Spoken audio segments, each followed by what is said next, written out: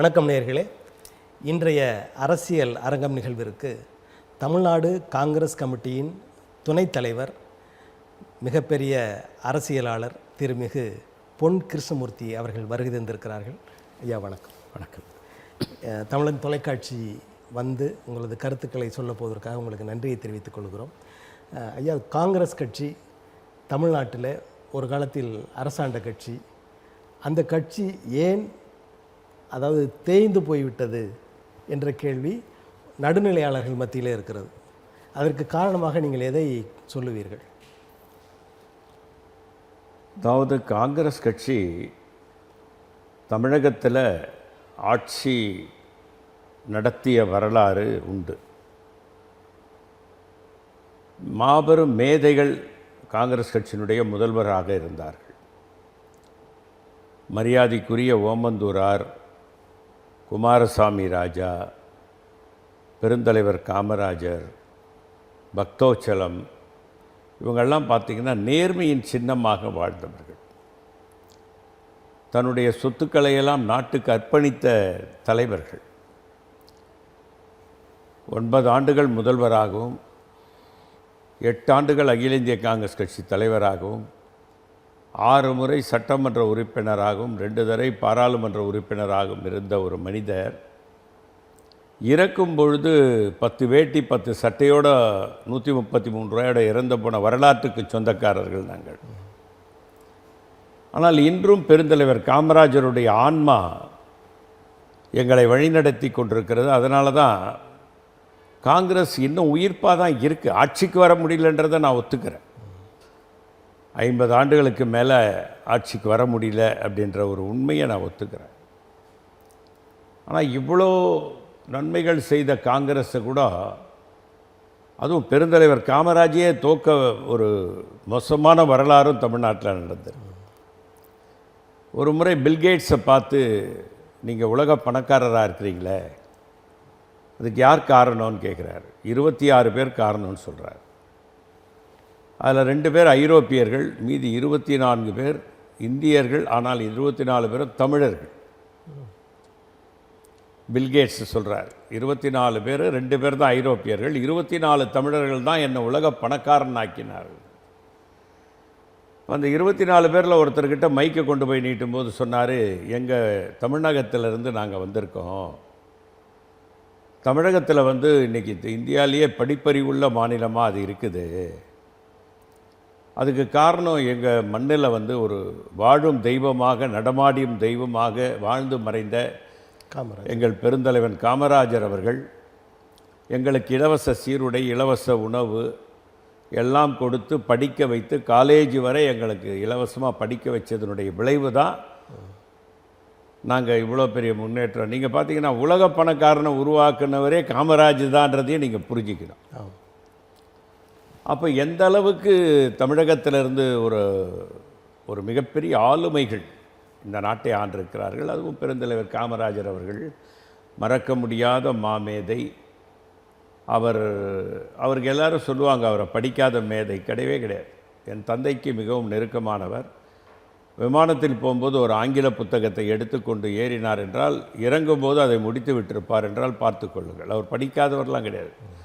ஆங்கிலம் மிக தெளிவாக பேசக்கூடியவர். அவர் பள்ளி படிப்பை வேண்டுமானால் படிக்காமல் இருந்திருக்கலாம். பள்ளி படிப்பு வேண்டும். அதனால் காங்கிரஸ் ஏன் ஆட்சிக்கு வரலன்றதை விட,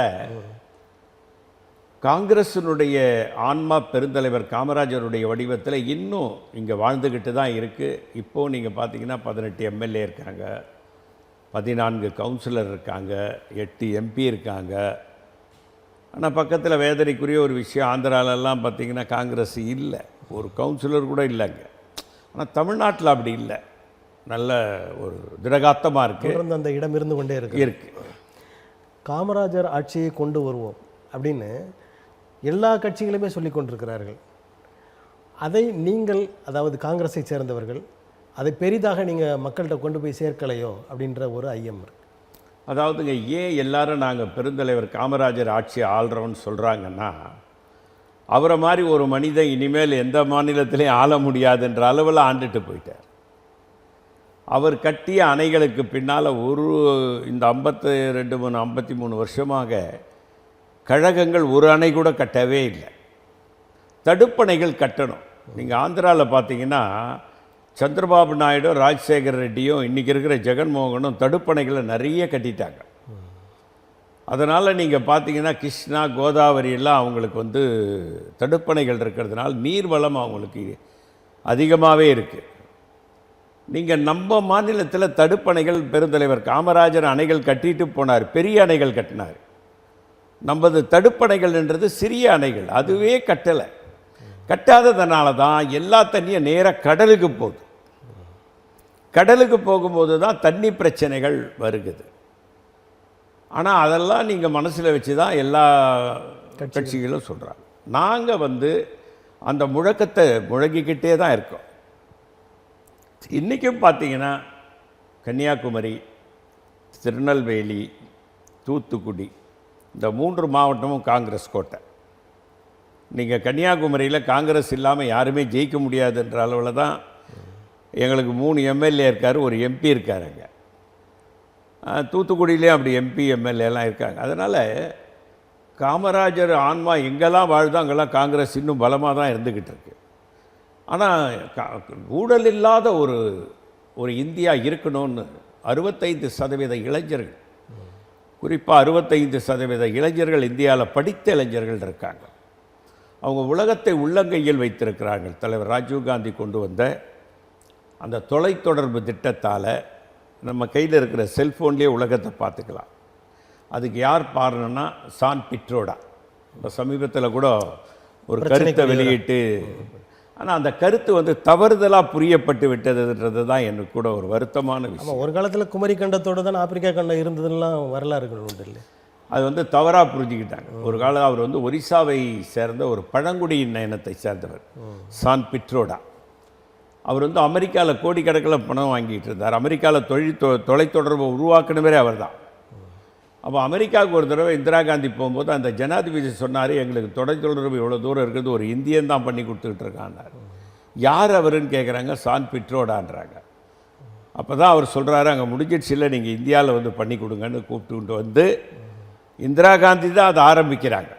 ஆனால் துரதிருஷ்டவசமாக அவர் கொலை செய்யப்பட்ட காரணத்தினால அதை அப்படியே அவங்க மகன் தொடர்றார், சான் பிட்ரோ விடைச்சு.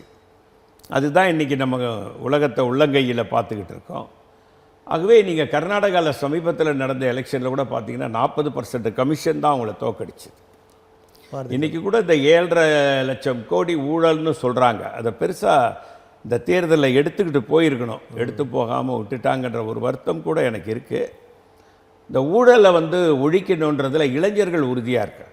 காரணம், உலக நாடுகளை பார்க்குறாங்க, எங்கேயுமே ஊழல் இல்லை அப்படின்ற ஒரு அடிப்படை தத்துவத்தை இந்த படித்த இளைஞர்கள் புரிந்து வைத்திருக்கிறார்கள்.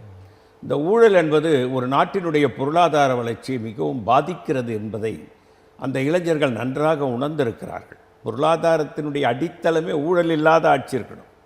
நீங்கள் குறிப்பாக கேரளாவில் போய் பார்த்தீங்கன்னாக்கா அந்த சாலைகள்லாம் வந்து மேடும் பள்ளமாக தான் இருக்கும்.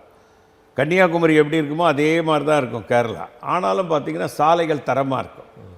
பல மாநிலங்களில் பார்த்திங்கன்னா தரம் இல்லாமல் இருக்கும். அங்கெல்லாம் வந்து ஊழலின் ஊற்றுக்கண் ஊன்றி இருக்கிறது என்று தான் அர்த்தம்.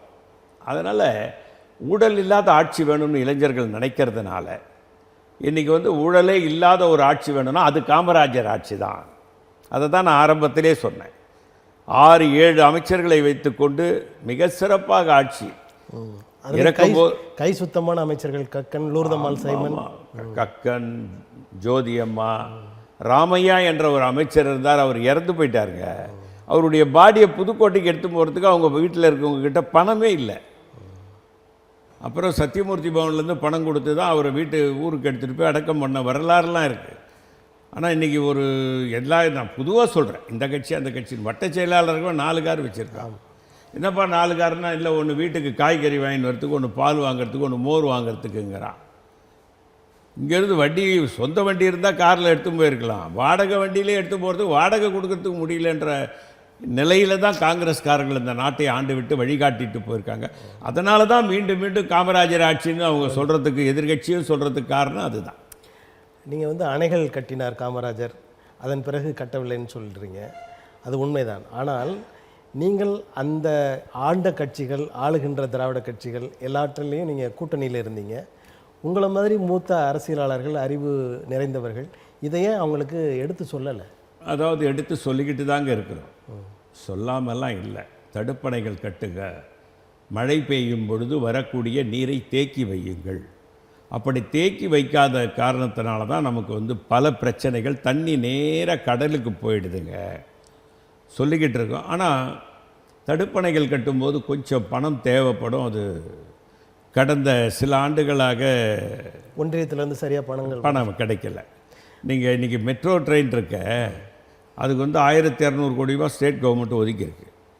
கிட்டத்தட்ட 3700 கோடி ரூபா மத்திய அரசாங்கம் ஒதுக்குனா தான் அந்த வேலையை வேகமாக செய்ய முடியும். செய்யலை. இத்தனைக்கு ஜப்பான்கிட்ட இந்திய கவர்மெண்ட் கடன் வாங்கியிருக்காங்க, அதுக்காக கொடுக்க மாட்டேங்கிறாங்க. ஒன்றிய அரசினுடைய ஒரு உதவி இல்லாமல் எந்த மாநிலம் வளர்ச்சிக்கு காரணம் என்னென்னா, காங்கிரஸ் ஆட்சி இருக்கும்போது ஜிஎஸ்டி வரி மாநிலங்களே வசூல் பண்ணிட்டாங்க. இவங்க வந்ததுக்கப்புறம் அந்த ஜிஎஸ்டி வரியை அவங்க வாங்கிட்டு திருப்பி கொடுக்குறதுலேயும் தாமதம் ஏற்படுது. அதனால் எல்லா வகையிலையும் அதிகார குவியல் மத்திய அரசாங்கத்துக்கிட்ட கொண்டு போயிட்டாங்க. இந்த அதிகார பரவலாக்குவதை ராஜீவ்காந்தி கொண்டாடினார். அந்த அதிகார பரவலாக்குவது என்பது தான் பஞ்சாயத்து ராஜ் சட்டம். இந்த கீழே வரைக்கும் போகிறது. நீங்கள் இன்றைக்கி கூட பார்த்தீங்கன்னா, இந்திய நாட்டினுடைய ஜனாதிபதி ஒரு செக்கில் போட்டு ₹1 கூட பணம் எடுக்க முடியாது. ஆனால் நீங்கள் ஊராட்சி மன்ற தலைவர் செக்கில் கையெழுத்து போட்டு பணம் எடுக்கக்கூடிய ஒரு வாய்ப்பை அந்த பஞ்சாயத்து ராஜ் உருவாக்கி வைத்திருக்கிறது. அதுதான் அதிகார பரவலாக்குறது காங்கிரஸினுடைய அடிப்படை கொள்கை. ஆனால் இங்கே அதிகாரத்தை ஒரே இடத்தில் குவிக்க வேண்டும் என்று நினைக்கக்கூடிய இன்றைய ஆட்சியாளர்களுடைய நிலைப்பாடு, அதுதான் இன்றைய முரண்பாடு. அதுதான் மாநில அரசாங்கங்கள் தேய்ந்து போவதற்குண்டான காரணம்.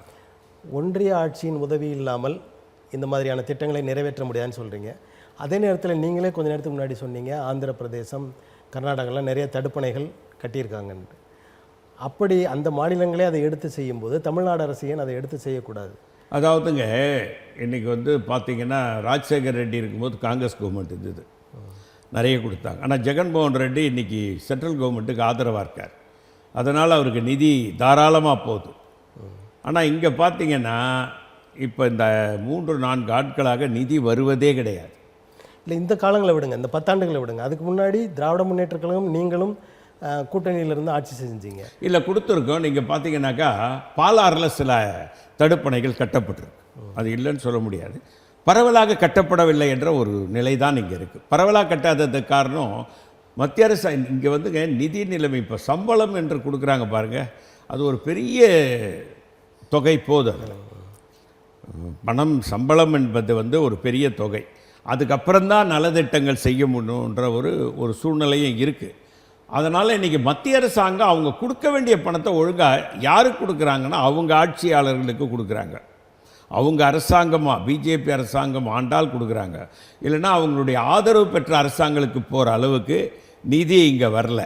நாங்கள் எங்கள் கூட்டணியில் இருக்கும்போது கொடுத்ததுனால தான் இன்றைக்கி நிறைய பாலங்கள் இருக்குது. இந்த பாலங்கள்லாம் டிஆர் பாலு மூலியமாக காங்கிரஸ் அரசாங்கம் ஒதுக்கிய நிதியில் கட்டப்பட்டது. அதே மாதிரி நீங்கள் பார்த்தீங்கன்னா, வட ஆற்காடு மாவட்டத்தில் துரைமுருகன் அவர்கள் பணத்தை பெற்று மத்திய அரசாங்கத்திலிருந்து தடுப்பணைகள் கட்டியிருக்காங்க, கட்டலன்னு இல்லை. இன்னும் நிறைய கட்டினாக்கா நமக்கு தண்ணி பிரச்சனையே வராது. தண்ணி எப்போவுமே தேங்கி நின்றுதுன்னா, பூமியில் தண்ணி இருந்ததுன்னா கிணத்துல தண்ணி வந்துடும். இது மாதிரிலாம் ஒரு பிரச்சனைகள் அதெல்லாம் இல்லாமல் உயரும்ன்றீங்க. அதாவது இந்த மக்களவை தேர்தலில் 400 இடங்களை நாங்கள் பெறுவோம் அப்படின்னு சொல்லிகிட்டு இருந்தாங்க. மறுபடியும் எதை சொல்கிறாங்க. அதே நேரத்தில் கடைசி நேரங்களில் பார்த்திங்கன்னா, நரேந்திர தாமோதரதாஸ் அவர்கள் ஒரு 2 எருமை மாடு இருந்தால் ஒன்றை பிடுங்கி இஸ்லாமியர்கள் கொடுத்து விடுவார்கள், காங்கிரஸ்காரர்கள் தாலியை பறித்து கொடுத்து விடுவார்கள், இப்படியெல்லாம் பேசிகிட்டு இருக்காரு. இதை எப்படி பார்க்குறீங்க நீங்கள்? அதாவதுங்க, 60 ஆண்டு காலமாக காங்கிரஸ் ஆண்டது. ஒரு 5 ஆண்டு காலம் மரியாதைக்குரிய திரு வாஜ்பாய் அவர்கள் ஆண்டார். இந்த இந்தியாவில் நீங்கள் பார்த்தீங்கன்னா 81% இந்துக்கள் இருக்காங்க கணக்கு பிரகாரம். மீதி 19% சிறுபான்மை. அந்த சிறுபான்மையில் ஒரு 7% பேர் தான் முஸ்லீம். மீதி பேர் கிறிஸ்தவர்கள், சீக்கியர்கள், பாரிசுகள், பௌத்தர்கள், இப்படின்னு அவங்க 2% 3% சில கம்யூனிட்டியை தான் சேர்த்து அது ஒரு 12, இது ஒரு 7. இந்த 7% மக்களுக்காக எல்லாத்தையும் கொடுத்துருவாங்கன்னு சொல்கிறது எவ்வளோ பெரிய அபத்தம். சச்சார் கமிட்டின்னு ஒன்று போட்டோம் நம்ம. இந்த சச்சார் கமிட்டி கூட எதனால் போட்டோன்னு கேட்டிங்கன்னா, மன்மோகன் சிங் கவர்மெண்ட்டில் ஜெகநாத் மிஸ்ரான்னு ஒருத்தர் இருந்தார். அவர் உச்ச நீதிமன்றத்தினுடைய நீதிபதியாக இருந்தவர். அவருடைய தலைமையில் ஒரு குழு போயிட்டு வந்து முஸ்லீம்கள் மிகப்பெரிய அளவில் குஜராத்தில் பாதிக்கப்பட்டுக்கிட்டு இருக்காங்க, அரசாங்கம் இதில் கவனம் செலுத்தணும்னு அவர்கிட்ட போய் முறையிட்டிருக்காங்க. அவர் உச்ச நீதிமன்ற நீதிபதியாக இருக்கும்போது அங்கே இருக்கக்கூடிய இஸ்லாமியர்கள் போய் முறையிட்டதை அவர் அரசாங்கத்துக்கிட்ட சொல்கிறார். அப்போது சச்சார் கமிட்டின்னு நம்ம ஒன்று போடுறோம். மன்மோகன் சிங் வந்து போடுறார். சொன்னவர் யார்? ஒரு பிராமின். நீதியரசர் வந்து ஒரு பிராமின். அவர் எவ்வளோ அக்கறையோடு முஸ்லீம்களுக்கு அங்கே ஒரு பெரிய வளர்ச்சி இல்லை, கல்வி அறிவு இல்லை, உணவுக்கு தடுமாற்றம் இருக்கிறது, அவங்களுக்கு வறுமை கோட்டின் பிடியில் சிக்கி தவிக்கிறாங்கன்னு சொல்லும் பொழுது தான் கமிட்டி. இந்த கமிட்டியை போட்டதுக்கப்புறம் ஒரு தொகையை நம்ம ஒதுக்குறோம் சச்சார் கமிட்டியினுடைய இது பிரகாரம். ஆனால் அந்த தொகையை மரியாதைக்குரிய இன்றைய பிரதமர் திரு மோடி அவர்கள் முதல்வராக இருந்த நேரத்தில் ஒத்த ரூபா கூட செலவு பண்ணாமல் திருப்பி அனுப்பிய வரலாறு திரு நரேந்திரதாஸ் மோடி அவர்களுக்கு சொந்தமானது என்பதை யாரும் மறுக்க முடியாது. அவர் என்ன நினைக்கிறாருன்னாங்க, ஆர்எஸ்எஸ் கூட முஸ்லீம்க வந்து அவ்வளோ ஒரு மோசமான ஒரு மனநிலையில் இல்லை. அவங்க ஆர்எஸ்எஸ்ஸை விட மோசமான மனநிலையில் நம்முடைய பிரதமர் இருப்பது ஒரு துரதிர்ஷ்டவசமானது. இந்த தேசத்தினுடைய தந்தை மகாத்மா காந்தி அவர்கள் இது யாருக்கான நாடு என்று ஒரு நிருபர் அவரை பார்த்து கேட்கிறார். உங்களை போன்ற ஒரு பத்திரிகையாளர், இது யாருக்கான நாடு? இது சொல்கிறாரு, சுதந்திரம் வாங்கி தந்த எல்லோருக்குமான நாடு.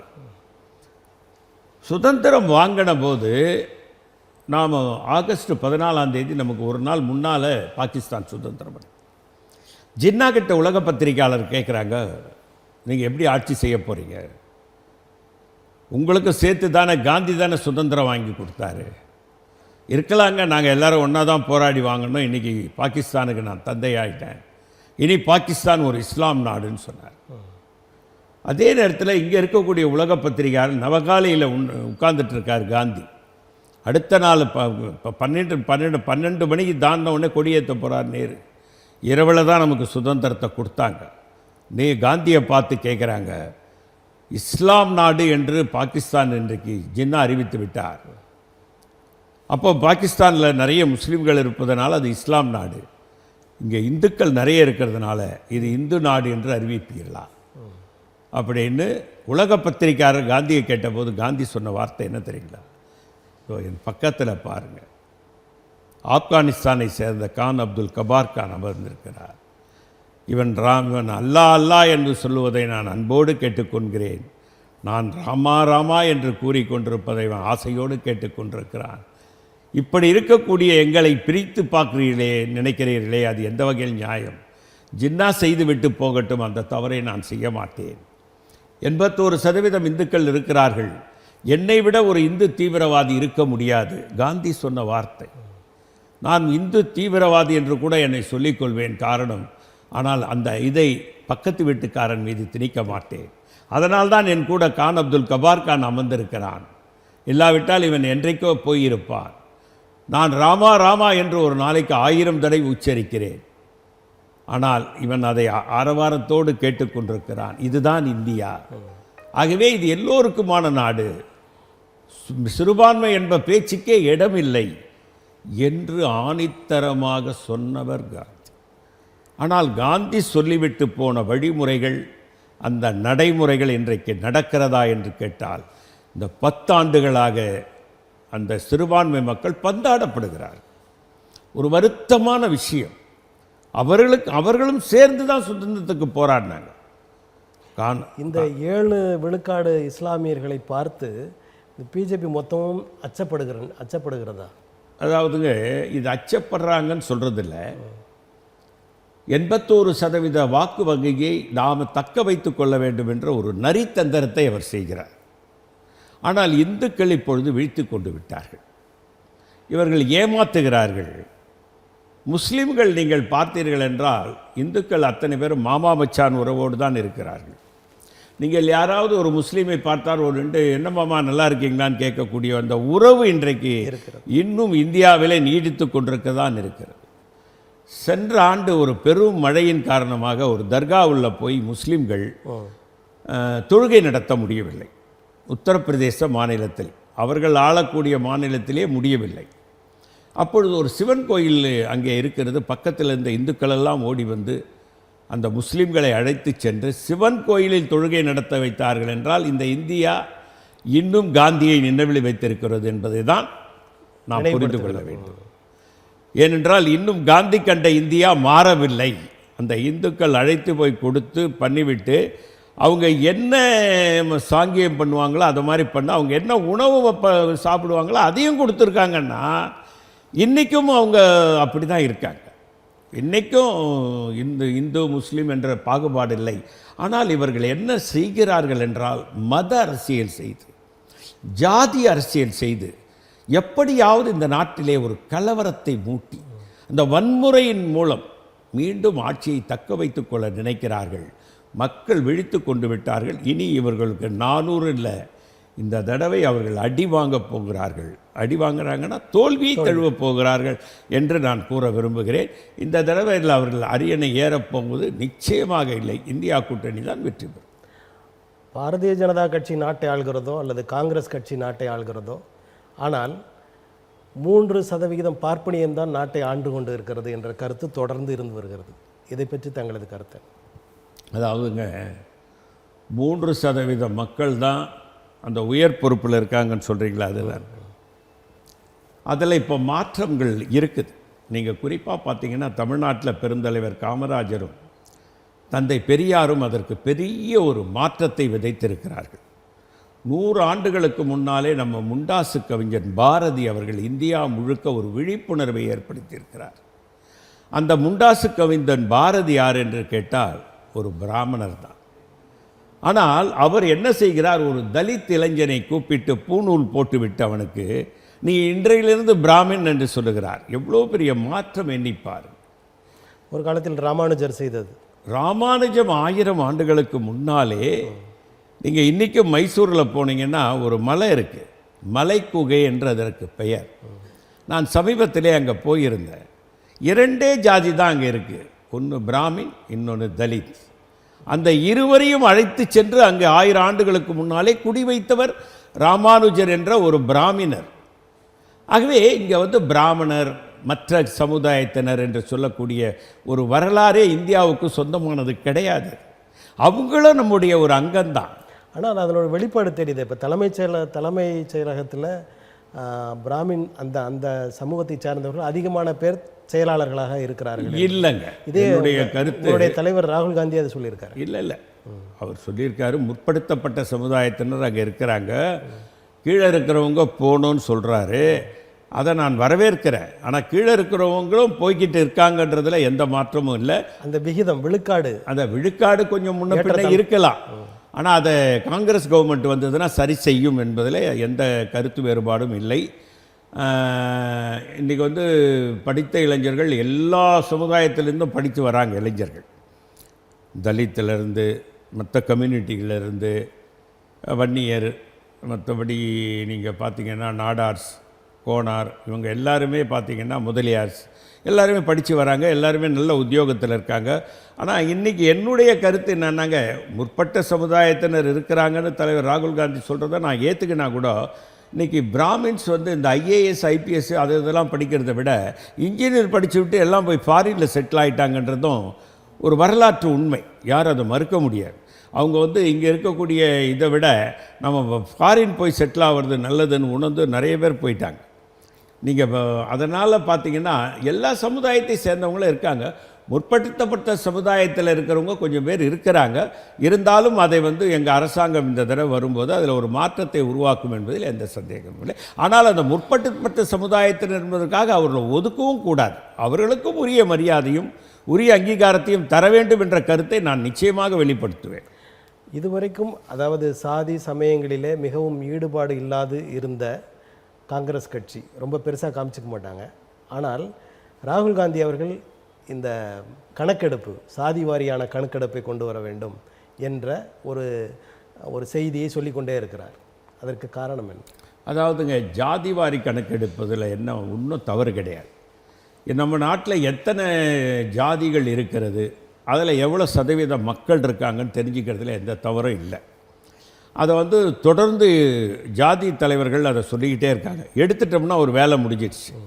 என்ன சொல்கிறாங்கன்னா, நீங்கள் ஜாதி வாரி கணக்கெடுப்பு எடுத்து அதுக்கேற்ற மாதிரி கல்வியில் வேலை வாய்ப்பில் எங்களுக்கு இடஒதுக்கீடு கொடுக்கணும்னு கேட்குறாங்க. அதை கூட நான் தவறுன்னு சொல்ல மாட்டேன். அதை எடுக்கலாம், முடிஞ்ச அளவுக்கு அதை செயல்படுத்தலாம். அதை தான் தலைவர் ராஜீவ்காந்தி அவர்களும் சொல்கிறார். நீங்கள் இதில் என்னன்னு பார்த்தீங்கன்னா, ராஜீவ்காந்தியே ஒரு பிராமண குடும்பத்தை சேர்ந்தவர். அவர் தான் முற்பட்ட சமுதாயத்தின் இருக்கிறார். அதுக்கு ஒரு தைரியம் வேணும்ல. தான் இந்த சேர்ந்த சமுதாயத்தை சேர்ந்தவங்க இருக்கிறாங்கன்னு சொல்லி கீழே இருக்கவங்க மேலே வரணும்னு சொல்கிறதுக்கு ஒரு தைரியம் வேணும். பாரதியார் மாதிரி ராகுல் காந்தி இருக்கிறாருன்னு சொல்கிறேன். ஆமாம், பாரதியார் மாதிரி பெண்கள் உரிமைக்காக தலித், அதில் நீங்கள் குறிப்பாக நீங்கள் ராஜாஜியை நீங்கள் பெருசாக சொல்லணும். ராஜாஜி வந்து காங்கிரஸை விட்டு வெளியே போயிருக்கலாம், சுதந்திரா கட்சி ஆரம்பிச்சுக்கலாம். ராஜாஜி வந்துங்க இந்த 1937 ஆலய பிரவேசத்தினுடைய சட்டத்தை ஏற்றினதே ராஜாஜி தான். தலித்துகள் ஆலய பிரவேச சட்டம் வந்து 1937 அவர் சென்னை மாகாண பிரதமர் அமைச்சராக இருக்கும்போது அந்த சட்டத்தை ஏற்றினவரே அவர் தான். கோயிலுக்கு போகலாம், மதுரை கோயிலுக்குள்ளே இட்டு போனவர் வைத்தியநாத ஐயர். அதனால் இந்த முற்படுத்தப்பட்ட பிற்படுத்தப்பட்ட இதிலெல்லாம் எனக்கு நம்பிக்கை இல்லைங்க. அப்படி செய்தார் ராஜகோபாலாச்சாரியார். ஆனால் குலக்கல்வி முறை, இந்தி திணிப்பு என்ற பெரும் பிரச்சனைகளுக்கு காரணமாக இருந்தார் அவர் தானே. அதாவதுங்க, குலக்கல்வி திட்டம் என்று அவர் சொன்னது தவறாக புரிந்து கொள்ளப்பட்டது என்பது என்னுடைய கருத்து. அந்த நேரத்தில் பெரியாருக்கும் ராஜாஜிக்கும் ஒரு இணக்கமான ஒரு இல்லை. பிற்காலத்தில் அவங்க நல்ல நண்பர்களாக இருந்தாங்க. ஆனால் அவர் என்ன சொன்னார்னா, அன்னைக்கு ஏற்ற கால சூழ்நிலைக்கு காலையில் படிப்பு, மாலையில் ஏதாவது ஒரு தொழில் கற்றுக்கங்கன்னு சொன்னார். அது உங்கள் தந்தை செய்கிற தொழிலாக கூட இருக்கலான்னு சொன்னார். ஆனால் அதை அவர் சொன்ன கருத்தை தவறாக பரப்பப்பட்டு ஒரு சூழ்நிலை உருவாக்கி விட்டது என்பது தான் வரலாற்று உண்மை. நான் அவருடைய சரித்திரத்தை படித்திருக்கிறேன். ராஜாஜி வந்து ஒரு மிகப்பெரிய மாமனிதர், அதில் எந்த சந்தேகமும் இல்லை. அதை என்ன நினைக்கிறாரு அவர், ராஜாஜி எப்படியாவது முதல் மந்திரிலேருந்து இறக்கணும்னு பெரியார் விரும்புகிறார். அவருக்கு வந்து என்ன காரணம்னா, சில விஷயங்கள் அவரோட முரண்படுறார். அதனால் குலக்கல்வி திட்டம் என்பதை வரலாற்றை நன்றாக பிரிட்டி பார்த்தோம் என்றால், அதை படித்து பார்த்தோம் என்றால், அவர் சொன்னதனுடைய நோக்கமே வேறு.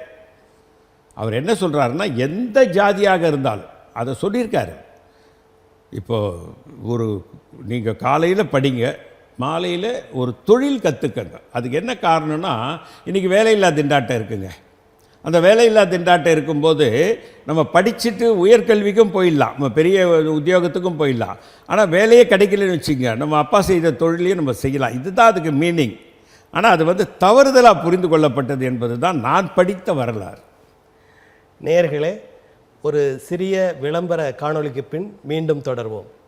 அரசியல் அரங்கம் நிகழ்வு தொடர்கிறது. குலக்கல்வி அதை பற்றி பேசிகிட்டு இருந்தோம். ராஜகோபாலாச்சாரியார் அதில் வந்து தவறு இல்லை, தவறு பண்ணலைன்னு சொன்னீங்க. ஆனால் அந்த குலக்கல்வி என்ற பெயரே தவறானதாக இல்லையா?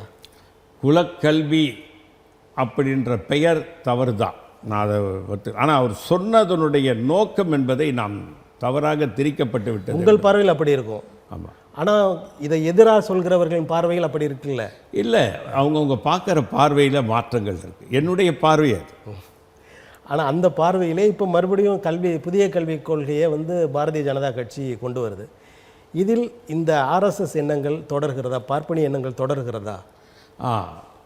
அந்த ராஜாஜியினுடைய கொள்கைக்கும் இப்போ நடக்கிற கொள்கைக்கும் வித்தியாசங்கள் நிறைய இருக்குது. இவங்க தான் இதை கொண்டாடுறாங்க. இன்றைக்கி இந்தியாவுக்குனுடைய கல்விக் கொள்கை இருக்குது பார்த்தீங்களா, பிஜேபி கொண்டாடுற கல்விக் கொள்கை அடிப்படையிலே தவறானது. அது குறிப்பாக பார்த்தீங்கன்னா, முற்பட்ட சமுதாயத்தினை தூக்கி பிடிக்கக்கூடிய ஒரு கல்வி. நீங்கள் பார்த்தீங்கன்னா, இன்றைக்கி நீட்டு தேர்வு இருக்குது. நாம் ஏன் வேணாங்கிறோம்? அது மத்திய அரசு பாடத்திட்டத்திலேருந்து கேள்விகள் அதில் கேட்கப்படுது. ஆனால் நம்ம பார்த்தோம்னா மாநில அரசு பட்டியலில் தான் நம்ம படிச்சுக்கிட்டு இருக்கிறோம். நீங்கள் நீட்டில் பார்த்தீங்கன்னா, இங்கே ஒரு அரியலூரில் ஒரு பாப்பா அனிதா 1176 மார்க், 1200க்கு 24 மார்க்கு தான் கம்மி. அந்த பாப்பாவுக்கு மெரிட்லேயே எம்பிபிஎஸ் கிடச்சிருக்கணும். நீட்டு வச்சதுனால அந்த பாப்பாவால் எழுத முடியல. ஏன் எழுத முடியலன்னா, 1176 வாங்கின அந்த குழந்தை நீட்டில் தோற்று போனதுக்கு காரணம் படித்தது வேறு, கேள்வி வேறு. எப்படி முடியும்? அவங்க மத்திய அரசு பாடத்திட்டத்தில் கேள்வி கேட்குறாங்க, இது ஸ்டேட் போர்டில் படித்ததில் கேள்வி கேட்கணும். அப்போது அங்கே தான் முரண்பாடை நம்ம சொல்கிறோம். அதுதான் இந்த கல்விக் கொள்கை தான் தவறுன்னு சொல்கிறோம். அதனால தான் நம்ம நீட்டு வேணாங்கிறோம். நீங்கள் மத்திய அரசு நம்ம கூட என்ன சொன்னோம், நீட்டு உங்கள் அரசு தான் அதை கொண்டு வந்ததுன்னு சொல்கிறாங்க சார். நாம் கொண்டாடல சார். நீட்டை நாங்கள் என்ன சொன்னோம்னா, இன்றைக்கி கூட நாங்கள் நீட்டை பற்றி என்ன சொல்லியிருக்கோன்னா, விரும்பும் மாநிலங்கள் எடுத்துக்கொள்ள. இப்போ சொல்கிறீங்க, அப்போ கூட நோ நல்லா நீங்கள் வரலாற்றை திருப்பி பாருங்கள். நான் அதனால தான் ராஜாஜே சொல்லும்போது கூட வரலாற்றை திருப்பி பாருங்கள்னு சொன்னேன்.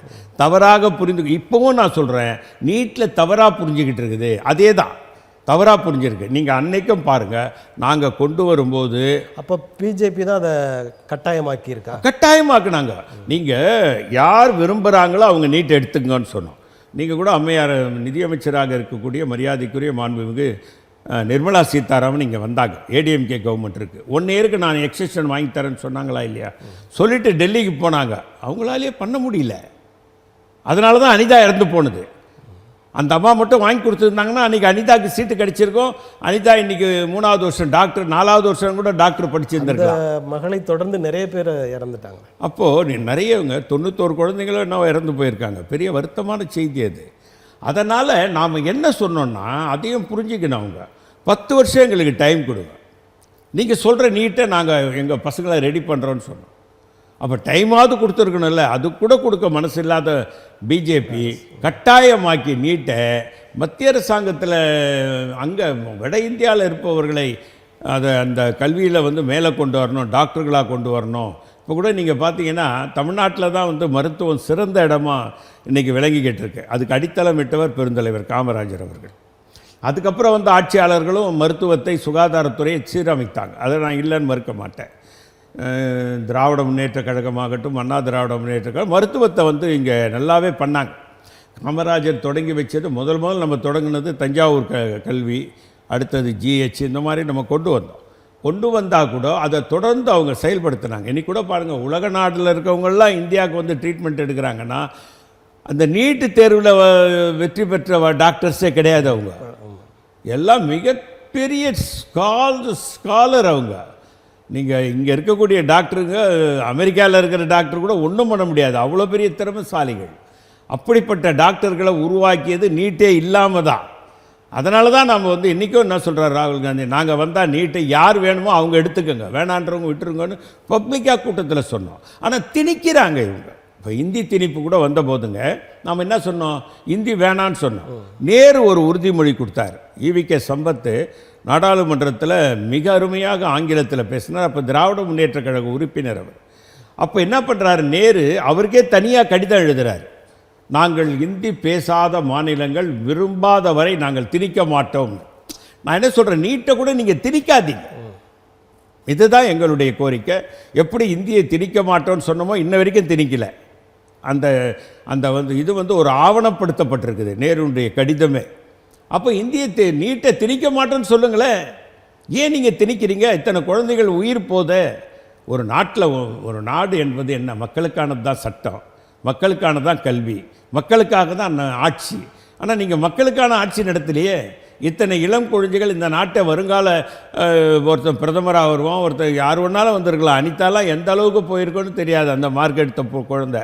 அப்போ நீங்கள் என்ன பண்ணீங்க, எல்லாரையும் பழி வாங்கிட்டீங்க. தமிழகத்தில் குறிப்பாக நல்லா 1176 மார்க்கு வாங்கின அந்த குழந்தை இறந்து போச்சுன்னு சொன்னால் எப்படி இருக்கும் நிலைமை பார்க்க. ரொம்ப வருத்தமான விஷயம். திணிக்கிறார்கள் நீட்டை தான் உண்மை. காங்கிரஸ் கட்சியில் ஆர்எஸ்எஸ் மனப்பான்மையுள்ள, உதாரணமாக பிரணாப் முகர்ஜி மாதிரியான மனநிலை உள்ளவர்கள் நிறைய பேர் இருக்கிறாங்க. அவங்க பாரதிய ஜனதா கட்சிக்கு ஆதரவாகவும் காங்கிரஸுக்கு எதிர்ப்பாகவும் உள்ளுக்குள்ளேயே செயல்பட்டு கொண்டிருக்கிறார்கள் என்ற செய்தி ஒன்று இருக்கு. அதை எப்படி பார்க்குறீங்க? அதாவதுங்க, நீங்கள் பார்த்தீங்கன்னா பாலகங்காதர திலகர் அவரை எல்லாரும் இந்துத்துவவாதின்னு தான் சொல்லுவாங்க.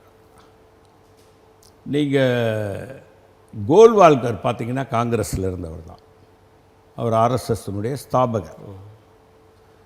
கோல்வால்கர் காந்தியினுடைய ஒரு உண்மையான சீடர்.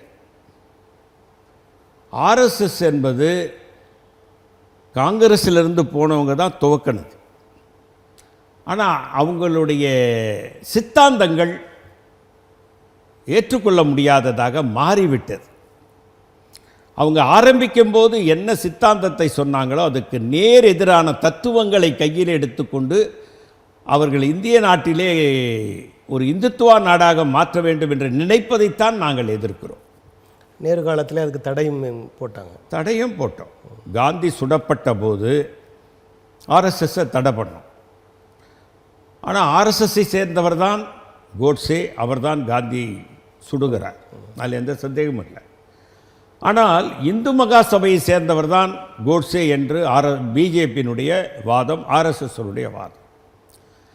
ஆனால் கோட்ஸே என்ன சொல்கிறாருன்னா, அவங்க தம்பி கோபால் கோட்ஸே ஒரு புத்தகம் எழுதியிருக்கார். நாங்கள் காந்தியை சுடுவதற்கே ஆர்எஸ்எஸ் அலுவலகத்திலிருந்து தான் போனோன்னு சொல்கிறார். நாங்கள் பெரும்பாலும் எங்கள் வீட்டில் இருந்ததை விட ஆர்எஸ்எஸ் அலுவலகத்தில் தான் அதிகமாக இருந்தோன்னு சொல்கிறாரு. அப்போது அதை தான் நாங்கள் இருக்கிறோம். அவங்களுடைய சித்தாந்தம் மாறிப்போச்சு. அந்த எந்த நோக்கத்துக்காக எட்வேக்கர் ஆரம்பித்தாரோ, கோல்வால்கர் அதை தொடர்ந்து செயல்படுத்தணும்னு நினச்சாரோ, ஆனால் எட்வேக்கர் ஆரம்பிக்கும் போது இருந்த நிலைமை வேறு. கோல்வால்கர் வந்ததுக்கப்புறம் அதை வேறு மாதிரி கொண்டு போயிட்டார். அதை அடிப்படையிலே அந்த சித்தாந்தம் தவறான சித்தாந்தமாக போய்விட்டது. இது இந்து ராஷ்டிரா என்பது உருவாக்க வேண்டுமா, அகண்ட பாரதம் என்ற ஒரு கோஷத்தை அவர் எழுப்பினார். அகண்ட பாரதம் என்பதுன்னா பாகிஸ்தான், ஆப்கானிஸ்தான் உள்ளடக்கிய ஒரு நாடுன்னு சொல்கிறாங்க. பாகிஸ்தான் பிரிவினை எப்படி ஏற்பட்டதுன்னு எல்லாருக்கும் தெரியும். என் பிணத்தின் மேல் தான் இந்த தேசம் இரண்டாக பிரிய வேண்டும் என்று சொன்னவர் தான் இந்த தேசத்தினுடைய தந்தை மகாத்மா காந்தி. ஆனால் கடைசியில் அவன் என்ன சொல்கிறான், கோர்ட்டில் கோட்ஸே சொல்கிறான், என் பிணத்தின் மீது தான் என் நாடு இரண்டாக பிரியும் என்று சொன்னார். ஆனால் அந்த மனிதன் உயிரோடு இருக்கிறார், தேசம் இரண்டாக பிரிந்து விட்டது, அதனால் தான் நான் அவரை கொன்று குவித்தேன் என்று சொன்னார். அவர் என்ன நோக்கத்திற்காக சொன்னார்? பிரிய வேண்டாம் என்பதற்காக தான் சொன்னார். இந்த நாடு ஒன்றாக இருக்க வேண்டும் என்று சொன்னார். அனைவரும் பாடுபட்டு சுதந்திரத்தை பெற்றிருக்கிறோம், அனைவரும் ஒன்றாக இணைந்து இந்த நாட்டை சிறப்பாக வழிநடத்துவோம் என்று சொன்னார். ஆனால் ஜின்னா ஒப்புக்கொள்ளவில்லை. ஏன் ஜின்னா ஒப்புக்கொள்ளவில்லை? ஆங்கிலேயன் அவர் மனசை மாற்றிவிட்டு விளையாட பார்த்து இவ்வளோ பெரிய அகண்ட பாரதத்தை விட்டு போகக்கூடாது. இன்றைக்கி சீனா பார்த்திங்கன்னா உலகத்திலேயே மிகப்பெரிய ஒரு வல்லரசு நாடாக இருக்குது. காரணம் என்ன தெரியுங்களா? அதுக்கு அந்த மனித ஆற்றல் தாங்க. இன்றைக்கி அந்த நாடு தான் 150 கோடி மக்கள் கொண்ட ஒரு நாடாக இருக்குது. ஆனால் இன்றைக்கி ஜொலிக்கிறது சீனா என்றால் இந்த மனித வனம் தான் அங்கே மிகப்பெரிய ஆற்றலாக இருக்குது. இன்றைக்கி சரி, பாகிஸ்தானும் இந்தியாவோட இருந்தால் 200 கோடி மிகப்பெரிய இதுவாக இருந்திருக்கும். ஆனால் அவன் திட்டம் போட்டு பிரிக்கிறான். இவ்வளோ பெரிய இந்தியாவை விட்டுட்டு போகக்கூடாதுன்னு சொல்லி அவன் பிரிக்கிறான். பஞ்சாபியும் ஒரு தனி நாடாக்கணும்னு நினைக்கிறான், காஷ்மீரை தனி நாடாக்கணும்னு நினைக்கிறான். எல்லாத்தையும் உருவாக்கிட்டு ஜெர்மனியை தூண்டி விட்டுட்டு, பாகிஸ்தான் ஜின்னாவை தூண்டி விட்டதே அவர் தான். ஒரு நேரத்தில் ஒரே நேரத்தில் நீங்கள் மரியாதைக்குரிய டாக்டர் அம்பேத்கர் அவர்களை கூட கூப்பிட்டு தலித்து கூட ஒரு தனி நாடு தரேன்னு சொல்லி ஆங்கிலேயன் பேச்சு பார்த்தான். அவர் ஒத்துக்கலை. அவர் அதாவது காரணம் என்னன்னா, அப்படி இந்த நாட்டை துண்டு ஆக்கணும்னு நினச்சவன் பிரிட்டிஷ்காரன். ஆனால் அதில் பாகிஸ்தான் அடிமை போனவர் தான் ஜின்னா. துண்டாக பிரிக்க நினைத்தவர்கள் தானே ஒன்று சேர்த்தார்கள். அவங்க ஒன்றா சேர்க்கலாங்க. முகலாயர் தான் ஒன்றா சேர்த்தாங்க. அவங்க இந்தியா என்ற நாட்டை ஒன்றமைத்தவர்கள் பிரிட்டிஷ்காரன் நம்ம சொல்கிறோம். ஆனால் முகலாயர்கள் தான் இந்தியா என்ற நாட்டை உருவாக்கினாங்க. சமஸ்தானங்களாக இருந்ததை வல்லபாய் பட்டேல் ஒருங்கிணைத்தார். ஆனால் இந்தியா என்ற ஒரு நாட்டை வடிவமைத்தவர்கள் முகலாயர்கள் தான். பாபர் வந்ததுக்கப்புறம் பாபரை எப்படி வந்தார் இந்தியாவுக்குள்ளே? இன்றைக்கி பாபர்ன்றார் பிரதமர் மோடி. வரலாறு படிக்கணும்ல. நான் அதனால தான் வரலாறை படிக்கணும்னு ராஜாஜி விஷயத்தில் கூட நான் சொன்னதுக்கு காரணம். பாபர் ஏன் வந்தார்? ஒரு இந்து மன்னர் இங்கே ஆண்டுகிட்டு இருக்கும்போது இந்தியாவை ரொம்ப கொடுமைப்படுத்திக்கிட்டு இருந்தார். காபூல் ஆண்டு கொண்டிருந்த பாபரை இந்த மக்களே போய் எங்கள் நாட்டை நீங்கள் தான் ஆளணும்னு கொண்டு வந்து தான் இந்தியாவில் விட்டாங்க. ஆனால் அதுக்கப்புறம் அந்த மன்னர்கள் மிகப்பெரிய அளவிலெல்லாம் ஒன்றும் பண்ணலை, நன்றாகவே ஆண்டார்கள். அக்பர் பார்த்திங்கன்னா ஒரு இந்து பெண்ணையே கல்யாணம் பண்ணி நாங்கள் இந்துக்கள் ஆதரவாளர்கள் என்று அடையாளப்படுத்திய வரலாறுலாம் இருக்குது. தீனிலாகி தெய்வ சமயம் சொல்லி சமயத்தை ஏற்படுத்தினார். கடைசிய மன்னராக இருந்த பகதூர் ஷா ஆங்கிலேயரை எதிர்த்து போராட்டார். நீங்கள் இந்த நாட்டை விட்டு வெளியேறணும்னு சொன்னார். அதனால் அவரை பர்மாவில் கொண்டு போய் சிறையில் வச்சாங்க. பர்மாவில் இறந்து போன அவருடைய சமாதிக்கு போன தலைவர் ராஜீவ் காந்தி, மன்னா உன்னை இந்தியா என்றும் மறவாது என்று எழுதி வைத்து அந்த வரலாறும் இருக்கிறது. ஆகவே இவர்கள் முஸ்லீம்களுக்கும் மற்ற ஜாதியினருக்கும் சண்டையை மூட்டிவிட்டு வன்முறையை வெடிக்க வைத்து வன்முறையிலே குளிர்காய நினைக்கக்கூடிய ஒரு ஆட்சி தான் இந்த 10 ஆண்டு காலமாக இங்கே இருந்திருக்கிறது. ஆனால் நீங்கள் இன்னொன்றையும் பார்க்கணும். 6 மாதம் தான் இஸ்லாம் நாடுன்னு சொன்னார். 6 மாதத்துக்கு அப்புறம் மதசார்பற்ற நாடுன்னு ஜின்னா சொன்னார். ஏங்க நீங்கள் 6 மாதத்துக்கு முன்னால் இஸ்லாம் நாடுன்னு சொன்னீங்களே, ஏன் மாற்றி சொல்கிறீங்கன்னு கேட்டபோது, இல்லை இந்தியாவில் நாங்கள்லாம் ஒன்றா தான் சுதந்திரம் வாங்கினோம், காந்தி சொன்ன மாதிரி எங்கள் நாடு மதசார்பற்ற நாடுன்னார். ஆனால் அந்த நேரத்தில் ஜின்னா இறந்து போயிட்டார். அடுத்து வந்தவர்கள் லியாகத் அலிகான் தான் பிரைம் மினிஸ்டர். அப்போ இங்கே வந்து நேருகிட்ட மந்திரியாக இருந்தவர் தான் அவர் அங்கே பிரைம் மினிஸ்டர் ஆனார். அவர் ஜின்னாவோட மதசார்பற்ற கொள்கையை கடைபிடிச்சதுனால சுட்டுக் கொல்லப்பட்டார். இதெல்லாம் வரலாறு. முதல்ல நம்ம என்னென்னா பிஜேபியும் ஆர்எஸ்எஸும் வரலாறை படிக்கணும். வரலாறை படிக்காமலேயே எதையோ சொல்லிக்கிட்டு இருக்காங்க. நீங்கள் பார்த்தீங்கன்னா மரியாதைக்குரிய தமிழ்நாடு பிஜேபியினுடைய தலைவர் வரலாறு தெரியாமலே பேசிகிட்டு இருக்கார். நீங்கள் இந்து பத்திரிகையில் வந்து 1920 புத்தகங்கள் படிச்சிருக்கிறேன், 20,000 புத்தகம் படித்தேன்னு சொல்கிறாரு. சரி, வாதத்துக்கு ஏற்றுக்குவோம், அதெல்லாம் படிக்க முடியாது, வாதத்துக்கு நாம் ஏற்றுக்குவோம். நீங்கள் என்ன சொன்னீங்க, 1956 மீனாட்சி அம்மன் கோயிலில் வந்து அண்ணாவும் பிடி ராஜனும் கூட்டம் நடத்தினாங்க. மரியாதைக்குரிய ஐயா முத்துராமலிங்க தேவருக்கும் அவருக்கும் பெரிய இது வந்தது. அதெல்லாம் எழுதி அது வந்து இந்து பத்திரிகையில் 1906 ஜூன் மாதம் 4ஆம் தேதி வந்ததுன்னு சொன்னாங்க. ஆனால் அந்த இந்து பத்திரிகை என்ன சொல்லிச்சு, எங்கள் பத்திரிகையில் அந்த மாதிரி செய்தியே வரல. அப்போ எவ்வளோ பெரிய பொய்.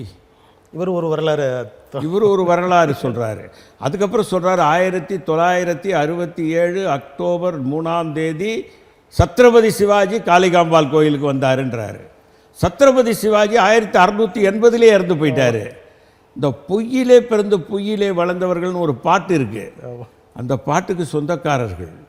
இன்னொரு பெரிய பொய்யை சொன்னார். 1950 இந்தியா குடியரசு நாடாக மாறி போன போது இந்த தேசத்தினுடைய தந்தையை நேரு காந்தி அழைக்கவே இல்லை அந்த நிகழ்ச்சிக்குன்னு சொல்கிறாரு. அவர் 48 இந்த படுபாவி தான் கொண்டு விட்டாங்க அவரை. 1950 கொடுக்குற என்னையா நீ 20,000 புக்கு என்ன படித்த, புரட்டி படத்தை பார்த்தியா, இல்லை புரட்டாமலே தப்பு சொல்கிறியா? எல்லாமே தவறாக தாங்க சொல்கிறாங்க. ஒரு வரலாறு படிக்கிறது இல்லை, படிக்காமலே தவறாக பதிவு செய்யக்கூடியவர்கள் தான் பிஜேபி நண்பர்கள். அதை தான் நீங்கள் பிஎம் பாருங்கள். பிஎம் என்பவர் யாருங்க? உங்களுக்கும் பிஎம் அவர் தான், எனக்கும் பிஎம், முகலாயருக்கும் அவங்க தான் பிஎம், முஸ்லீம்களுக்கும் அவர் தான் பிஎம். ஏன் ஒரு மதத்தை மட்டும் நீங்கள் தனிமைப்படுத்த பார்க்குறீங்க? ஒரே ஒரு மதத்தை மட்டும் தனிமைப்படுத்துறதுனால இதே நீங்கள் ஆண்ட முதல்வராக இருந்து குஜராத்தில் ஆண்டதில் முஸ்லீம்கள் மிக மோசமாக இருக்கிறாங்கன்னு ஒரு இந்து நீதிபதி சொல்கிறார். அப்போ அந்த எந்த மோசமான ஒரு அளவில் இருக்க, ஏன் இந்த நிலைப்பாடு? இந்தியா என்பது அப்படியா? வாஜ்பாய் அப்படி இருந்தாரா? அங்கே முஸ்லீம்கள் கொல்லப்பட்ட போது வாஜ்பாய் ஒரே ஒரு வார்த்தை சொன்னார், அத்வானியை கூப்பிட்டு, ஒரே ஒரு நிமிடம் கூட அவர் முதல்வராக இருக்கக்கூடாது, உடனே ராஜினாமா பண்ணணும். அத்வானி வாஜ்பாய் கையகால பிடிச்ச அவர் முதல்வராக தொடர வச்ச வரலாறு கூட, அதற்கு பலனை இப்போ அனுபவிக்கிறார் அத்வானி. மரியாதைக்குரிய பெருந்தலைவர் காமராஜர் அவர்களை ஆர்எஸ்எஸ்காரர்கள் கொல்ல துணிந்தார்கள் என்ற ஒரு வரலாறு கேள்விப்பட்டிருக்கேன். அதை பற்றி உங்களுக்கு? அதாவதுங்க, அவங்க என்னென்னா இந்த பசுவதை தடைன்னு ஒன்று கொண்டு வந்தாங்க.